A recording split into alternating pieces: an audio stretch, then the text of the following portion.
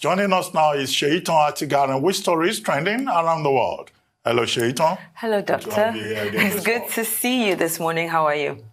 How are you, Abby? Good morning. Good morning, looking lovely in red. So are you? And of course, Rufai. Good morning. How are you? Good morning. I'm good. Okay, let's kick off what's trending this morning in the United States, where the daughter of outgoing President Donald Trump, Tiffany Trump, announced her engagement to Michael Boulos. Tiffany announced the news in an Instagram post some hours to the end of her father's presidency, captioned, "It has been an honor to celebrate many milestones, historic occasions, and create memories with my family here at the White House. None more special than my engagement to my amazing fiancé, Michael." Michael Boulos is the son of Lebanese-Nigerian billionaire. His father, Mossad, is the chief executive officer of SCOA Nigeria, while Michael's mother, Sarah, is the founder of the Society for the Performing Arts in Nigeria. The Boulos moved to Lagos, where the family's businesses are based, when Michael was young. So, congratulations to the couple, of course. And this is obviously making the news because, Nigerians, as usual, once we just find out that we are, we are related or attached to anybody in any way, we tend to jump on it. But as well as, it's being their last night in the White House seems just very a moment in time for them. I guess, Yes, very, very newsworthy. I mean, of course, you're very right about that. But the Boulos, we must say, have also made their mark in a Lebanese-Nigerian family, very big in industrials, manufacturing. And of course, yes, this is something to celebrate. Very good, refreshing news from the Trump family there. Definitely, yeah. Doctor? Well, when President Trump talked about a new beginning in his farewell video message, I'd raised a poster earlier on that, what new beginning could he possibly be talking about? But if we stretch this further, it's not just a new beginning for America, the Biden presidency that is coming in today, but also at a family level, this is a case of a new beginning. The couple, they met in 2018 in Greece, and now they've announced their engagement on the eve of the departure of Tiffany's dad. She is the fourth child of President Trump.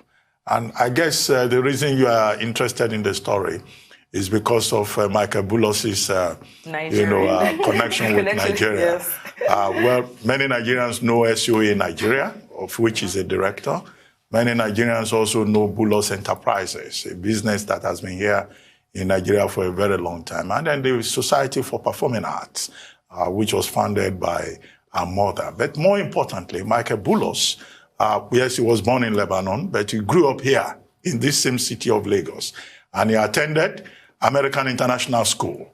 So his schoolmates at American International School will say, yes, he's one of us. We went to the same school. So there's that Nigerianness. But I see, of course, that, as Nigerians, we are always excited if we see anything in any part of the world that has a Nigerian connection. But we can only wish, the couple a successful marital life. Well, this is engagement first, but then, of course, the marriage will come.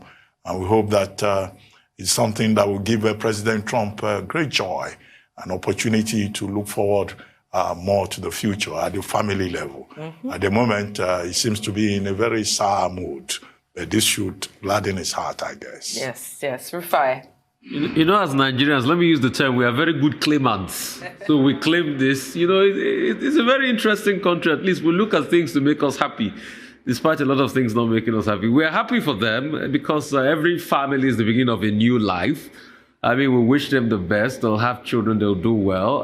That's Tiffany. Tiffany is the daughter of Marla Maples, the actress that was married to Trump at a point. We all know what went, but we pray for her that it will not be as though as her relationship, her mother's relationship with her father. But it's quite exciting times. And it looks as though Nigerians have legs everywhere. Don't also forget that if somebody that has a Nigeria connection that lived in Lagos here is part of this outgoing administration, the incoming administration, we also have a Nigerian leg there. Apart from Nigerians within the cabinet, what's it called? Kamala Harris' sister's daughter is married to a Nigerian. So we have in-laws too there. And it's quite exciting. We just claim everything. You know, we're very happy people, but we wish them the very best. And we wish them happy married life. And maybe this will help Mr. Trump to calm down, really, because he's going to be a grandfather all over again. So probably we wish him the best. Well, that's if the couple decide to have children. It's not automatic for some people in other parts of the world. Yes, okay, I like that, Doctor. Once you see a couple together, you're asking about the children, 6 or 1 year. Well, this is 2021, you know, times have changed. Okay. It's not okay anymore. No, it's not. All right, then. Or So, you won't watch us. Allow the couple to live their lives.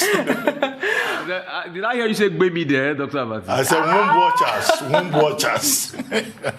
okay, let's move on to our next story. And this is definitely a trip around the White House. The day the United States and probably the whole world has been waiting for is here. And ahead of President-elect Joe Biden and Vice President-elect Kamala Harris's inauguration, Americans have set up 200,000 flags as representations of people who were meant to be at the inauguration, but will not be able to attend the inauguration, unfortunately. I mean, there you can just see, you could get a feel of what tonight would have been like. Of course, there are a lot of security issues out there. And of course, COVID-19, during a pandemic, we can't have 200,000 Americans gathered in one space. And it just gives me, you know, looking at those pictures, gives me goosebumps because the 20th of January is definitely a day that a lot of people have been waiting for. Absolutely, Shaitan. It's quite unfortunate that we're under these circumstances, but it also speaks to how the level of organization and camaraderie that exists in the United States at this moment. A lot of people have been looking forward to this. It's a very momentous occasion for so many reasons, of course, you know, but hopefully this is symbolic of that sense of unity that we're all hoping for, that will then possibly pervade the country in the few years to come. All right, then. Well, in spite of everything that may have happened, the assault on the Capitol Hill and whatever travails the United States may have gone through, January 20 is a big occasion. It's a historic occasion for the United States. An era ends, another begins. A party leaves power at the center, another party takes over. A president who has been divisive leaves. A president that is talking about healing and reconciliation comes in. And I mean, the entire ceremony started yesterday evening when President-elect Biden and Vice President-elect Kamala Harris arrived in Washington, D.C., and they had that memorial service at the Lincoln Memorial. Now, you're talking about the 200,000 flags. You see, that's the American spirit on display there. Americans, the never say die spirit of the average American. But even more instructive was a speech that was delivered by President-elect Biden at the Lincoln Memorial, where he talked about the need for healing, the need for remembrance, the need for reconciliation, and how he used that opportunity to empathize, to show compassion. Empathy and compassion being, of course, two major reasons why many Americans voted for him and queued up behind him, and why he's been able to inspire a lot of optimism about the day after tomorrow, when his government will have settled in. So I think it's a great moment, all things considered, for the United States. And it's good to see the empathy, the compassion that the president talks about being shared by, you know, wide segments of the American society. More so, as President-elect Joe Biden is talking about America United. That's the theme of his inauguration today. And he's talking about diversity, the recognition of the multiculturalism of the United States, rather than the kind of isolationism, absolutism, cult personality politics that we found under President Trump. So it's a new beginning in a real sense, represented by President-elect Joe Biden and also Kamala Harris, the first woman to occupy that very important position in the history of American presidency. Definitely. I mean, there was a video that came out yesterday, the video yesterday when he was leaving Delaware and he got very emotional. Rufai, I'm sure you must have seen that video as well. I mean, I saw that, got very emotional about his son, Beau Biden. The symbolism was the fact that actually he heard of Kamala first from Beau, because Beau and Kamala were both attorneys. So, and that's just that symbolism. That's who Joe Biden is. He never hides the fact that he loves his Beau so much.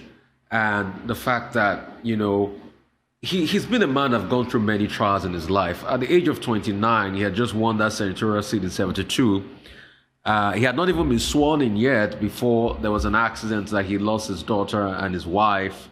And Beau and Hunter were very seriously, affected in the hospital.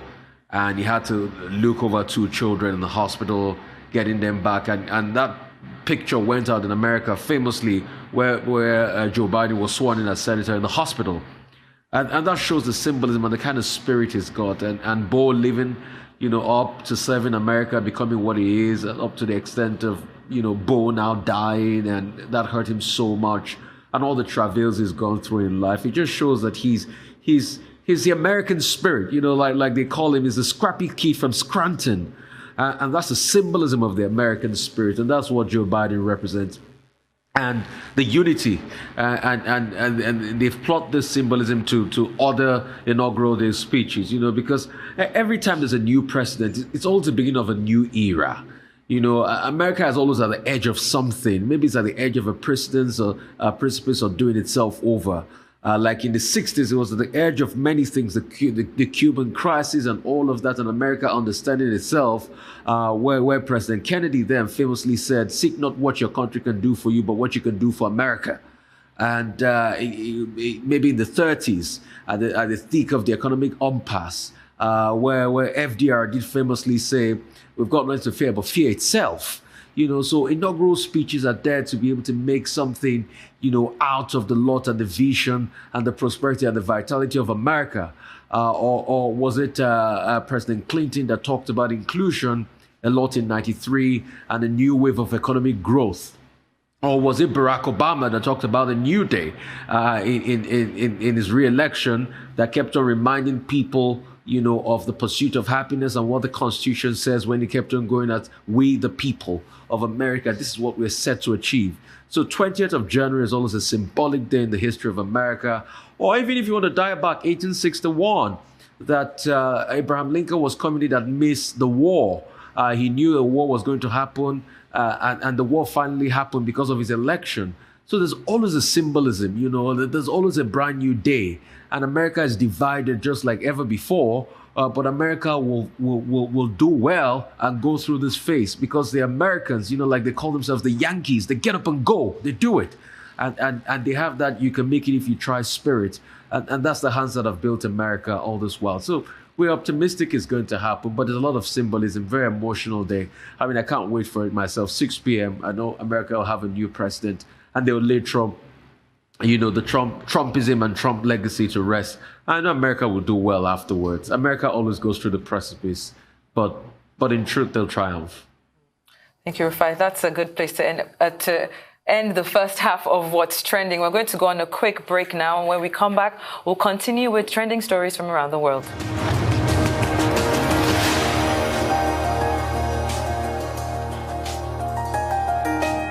Welcome back to the morning show here on Arise News. We're still talking what's trending. A video has emerged of President-elect Joe Biden talking to a Nigerian family living in the United States, appreciating them for his success. The father of 3 spent some quality time on the phone with Biden and later revealed that he contributed $12 to the Biden campaign in Springfield, Illinois. Let's take a look. Well, this is why my wife is the oldest of 5 daughters. Oh, wow. You're the oldest of 4 daughters. Yeah, that's a lot of girls. What's great about being a man who marries into a family with 4 or more daughters? What's great about that? What's good about that is one of them always loves you. Even when your wife's mad at you, they love you. They always stick with you. You always have an ally somewhere along the line. That's funny. You are lovely. I wish I could get to meet you guys. Maybe one day I will. Oh, You must be so proud of your dad. wow, this is really cool. I see you on the TV a lot, and I'm like, wow, I'm actually talking to you. I wish you the best of luck in your presidency, and I hope everything goes smoothly. Well, God love you. You are smart as a devil, too, aren't you? You're 12 years old. You sound like you're 22 years old.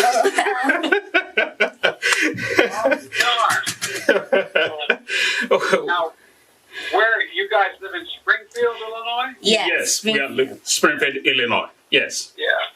Yeah. And doctor, what city or town in Nigeria are you from? I've been to Nigeria. Yes. We are from Ibadan. That is Oyo State. Yes. Yeah. Very, I'll be darned. yes, very close to Lagos State. Yes. So You know, Josephine, you know why America is so strong? Why is that? Because, for real, because we're a nation of immigrants. We're all from all over the world. Yeah. That's like your daddy's family had the courage to pick up and leave everything they knew and come to America. My great-grandpops, they got on what they called a coffin ship in the Irish Sea to come to the United States of America way back in the 1800s when Catholics weren't allowed very much in the United States. And so we're a people who we're held together not by where we're from, but what we believe. Yes. What we believe. yes. And it makes us really so strong. That's That's good. why we're strong. Wow. I was really happy when I saw that because, you know, it's a little bit of representation, you know, like seeing somebody who looks like me in like such a position of power. It really makes me feel good, you know, and a lot of other black girls like me, seeing somebody who looks exactly like them on TV, on like in a place of power, makes them feel really happy, you know. Thank you so much. Girl, And God will remember what continue I to. said. It's hard raising the daddy, but be patient with him, okay? Okay, we will. All right. Bye-bye, guys. Bye bye, President. Thank you so much. God bless you. Oh my God. Well, that video just warmed my heart up so much. It just shows you the kind of president that, you know, Biden is. And there was a particular video that I saw way back of when, you know, he had met this elderly black woman and she was so excited and he was with his entire convoy and he stopped and took his time and he had an entire conversation with her. You know, I almost teared up of it just watching it again. And, you know, to just see our, of course, again, a Nigerian clan, you know, he was so excited. And to know that he donated, $12 to the campaign, he must really feel, you know, fulfilled to have put his heart into something and see it go all the way through. And to hear even his daughter, you know, how she speaks, just very intelligent. I'm really looking forward to what this administration has to offer. Yes, very heartwarming, Chaitan, and thank you for sharing this. Just the sense of interest that he also showed in the family is worthy of note. I think the U.S. presidency has always been looked at as this very monolithic and rigid position, and it's always good to get a sense of the human feel behind that. And I think that President-elect Biden has been doing that quite well. Hopefully this carries on. Hopefully. Well, I think this is a video that should be watched by every man of power in Nigeria and also perhaps by the average Nigerian voter because it says a lot that we can learn from and it accentuates some of the faults, some of the omissions in our open political process in Nigeria. Now, that's the man who is going to be president of the United States, who is going to become the most powerful man in the world. And then he picks his phone. It may have been arranged, but he picks his phone. He spends quality time with the family just to thank them for having contributed $12. It's not the amount that matters, but the appreciation that he has shown, the common touch that he demonstrates. The fact that, you know, what we have seen on display here, the fact that you occupied or you are going to occupy the most important position in the world does not disconnect you from the people. It doesn't necessarily turn you into a big man. Here in Nigeria, you know, a man who has been elected president will in fact be inaccessible. He will be treated even by persons around him like a demigod, like the representative of God on earth. And he himself will begin to believe his own myths and his own delusions. So that's the kind of power relations we have here between leaders and the people. And that disconnect is one of the things we need to address. Also, in terms of our political process here, the electorate, they don't necessarily contribute money. It's not about the amount, but when you invest in the political process, it deepens your own sense of responsibility and participation. But the average Nigerian voter is waiting to collect money from politicians.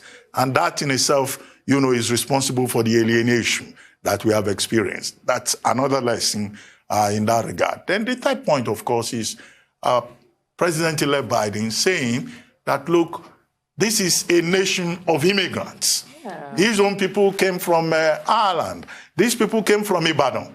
And they are there in the United States, and they are participating in the democratic process, and they get recognized for what they've been able to do. You can imagine the impact that that conversation with Joe Biden will have on that young lady. Yeah. She probably will end up also in Congress tomorrow, and she will reference this conversation with an old man, 78-year-old man who had emerged as American president and who placed a call to her family just to have a chat.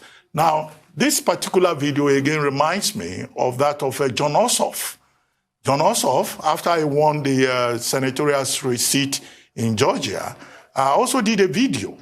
And he particularly thanked the Nigerian community, how they helped him to mobilize, the contributions they made, and he showed appreciation.